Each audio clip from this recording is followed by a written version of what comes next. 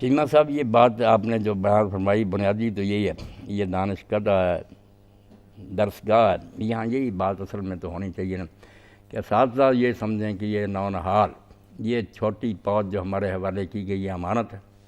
ہم نے صرف ان کو اس قابل نہیں کرنا کہ علم کا نچوڑ یہ صرف نکلے کہ نوکری کرے، جس سے پوچھے کہ نوکری کریں گے کوئی ملازمت کریں، جو علم صرف نوکر بناتا ہے لوگوں کو وہ علم ہو سکتا، وہ فن تو ہو سکتا کہ آپ نے کوئی کاروبار سیکھ لیا، علم نہیں ہو سکتا۔ علم جو ہے وہ اصل میں وہ ہے جس سے آدمی کو اپنی زندگی کے مقصد کا پتہ لگے اور اس مقصد کے حصول کا راستہ جو اس کا پتہ لگے۔ یہ ساری ضمنی باتیں کہ روٹی کمانا وغیرہ یہ علامہ اقبال بالکل، چونکہ سب کچھ انہوں نے پڑھا تو کہتے ہیں یہ علم نہیں زہر ہے احرار کے حق میں، جس علم کا حاصل ہے جہاں میں تو کفے جاؤ، روٹی ملتی بس، روٹی کما رہا آدمی کچھ نہیں۔ تو اساتذہ کو چاہیے کہ یہ چیزیں بھی پڑھائیں، یہ سارے علوم دین کے خادم ہیں، مگر یہ دو باتیں جو ہے نا طالب علم بھی ذہن میں رکھیں، استاد بھی رکھیں، اور نظام تعلیم ایسا بنے گا تو بگڑی بنے گی، ورنہ کچھ نہیں بننا، جتنی جی چاہے تحریکیں ہوں کچھ نہیں فائدہ ہوگا۔ نظام تعلیم ایک تو جو بے مقصد ہے نا کہ زندگی کا مقصد ہی ساری عمر طالب علم کے سامنے نہیں آتا، روزی کما رہا، جی رہا، کھا رہا، عیش کر رہا، بھئی کیوں جی رہے ہو؟ اس زندگی کا انجام کیا ہوگا؟ خیرت مندوں سے کیا پوچھوں کہ میری ابتدا کیا ہے، یا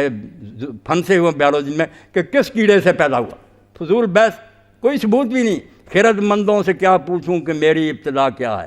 کہ میں اس فکر میں رہتا ہوں میری انتہا کیا۔ سوچنا تو یہ چاہیے کہ پیدا ہو چکا، بنے گا کیا، کہاں جائیں گے مرنے کے بعد؟ تو ایک تو بے مقصد نظام تعلیم جو ہے نا صرف کلرک بناتا ہے، روزی کمانے والے، یہ نہیں ساری عمر بتاتا کہ دنیا میں آئے کیوں۔ تو پہلے نصب العین کا تعین ہونا چاہیے کہ ہم نے ہر علم میں پڑھاتے وقت نا ان بچوں کا ذہن خدا کی طرف لے جانا،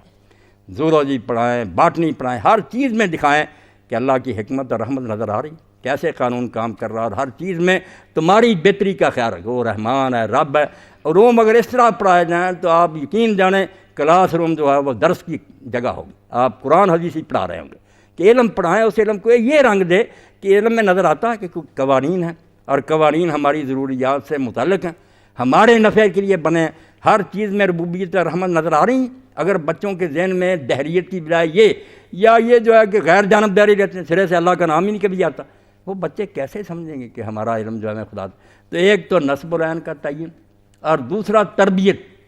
کتابیں پڑھانے کے بجائے صرف جو پرچے رٹ کر دے دو نتیجہ، یہ کوئی بات نہیں، تربیت ہونی چاہیے۔ بچے یہاں سے نکلیں، وہ انجینئر بنیں، جنرل بنیں، ڈاکٹر بنیں، ساتھ ساتھ وہ سچے مسلم دیانتدار، ان میں یہ بات رچ جائے کہ ہمیں اس دنیا میں جو کچھ کرنا یہ سوچ کر کرنا کہ اللہ کو اس کا حساب۔ جو علم یہ دو چیزیں نہیں نہ کرتا، نہ استاد اس کو ذہن میں رکھتا، نہ بچے اس کے لیے، وہ سارا دھندا بیکار ہے، روٹی کمانے کا چکر ہے، علم نہیں، وہ کاروبار ہے۔ علم میں یہ دو چیزیں مقصد نظر سے نہیں گم ہونا چاہیے کہ رضا الہی کا حصول، دنیا میں آئے ہیں کہ مالک کو خوش کر کے واپس لوٹنا،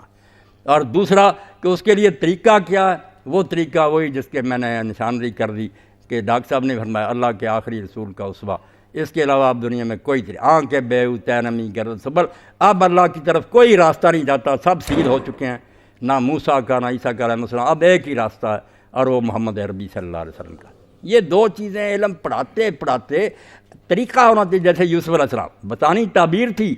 مگر اللہ نے کیسی حکمت دی تھی، یہ نہیں کہا کہ میں تمہیں دین سکھانے لگاؤں۔ اس طرح لوگ ذرا اجنبی محسوس کر دیں، لیکچر دے رہے ہیں آپ اپنے سبق کا، مگر اس کو اس طرح جوڑیں اللہ کے ساتھ کہ بیٹا ہر شے میں تم دیکھ رہے ہو نا، کوئی چیز فضول نہیں بنی، ہر چیز میں پرپز ہے، پرپز بغیر مائنڈ کے کس طرح ہو سکتا؟ پیچھے کوئی ذہن نہیں تھا، کس نے سوچا کہ یہ شاید اس غرض کے لیے بنائی، اور غرض بھی ایسی ہے جو تمہاری زندگی سے متعلق ہے، یا تمہاری غذا ہے یا تمہارا لباس ہے، بالکل سوچا سمجھا منصوبہ۔ اس طرح ہر علم میں یقین جانیں، جیسے اللہ والکون ایک مصری عالم نے لکھا کہ اللہ اور کائنات، یہ سارے سائنس کے علوم جو ہیں بالکل قرآن کی تفسیر بن جاتی ہے۔ اور آپ اردو میں اگر بچوں کو یہ دے دیں کہ دو قرآن، تو کم از کم یہ تو کریں۔ وہ ڈاکٹر غلام جیلانی برق صاحب نے لکھا ہے قرآن وہ ہے جو کتاب ہم پڑھتے ہیں، ایک یہ ہے جو کائنات ہے ہمارے گرد اور ہمارا اپنا جسم، اس میں جو اللہ نے کر کے دکھایا ہے وہ اللہ کی آیات ہیں، قرآن انہیں بھی آیات کہتا ہے، نشانیاں، ایک ایک شے انگلی اٹھا کے کہہ رہی ہے کہ یہ خود نہیں بنی، کوئی شے آٹومیٹک نہیں، ہر چیز سوچی سمجھی ہے، اللہ کا نشان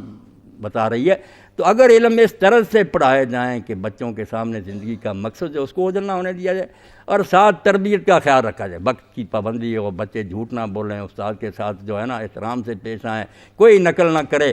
بالکل ایسے نکلیں کہ جب وہ اپنے آفس میں جائیں تو دیانتدار ہو کام کرنے والے. اگر کوئی یہ کام نہیں استاد کرتا صرف روٹی کمانے کے میں نے لیکچر دیا میرا کام ختم، تو وہ بھی اللہ کے ہاں مجرم ہی ہوگا. اور بچے بھی اگر دھیان نہیں دیتے تو وہ بھی زندگیاں ضائع کر رہے ہیں. جی